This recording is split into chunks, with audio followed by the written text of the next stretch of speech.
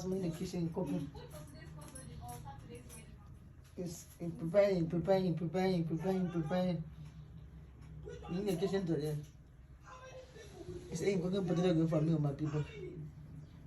Say something, baby.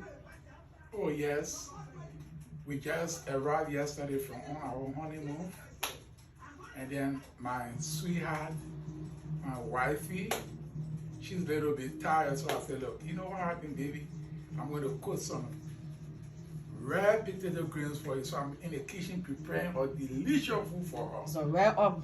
Yeah, I'm going to serve her today. It's not every day she's not my slave, but she's my helper. Okay. See you, love you, bye-bye. Let me consider you can see it. You can see in the soup.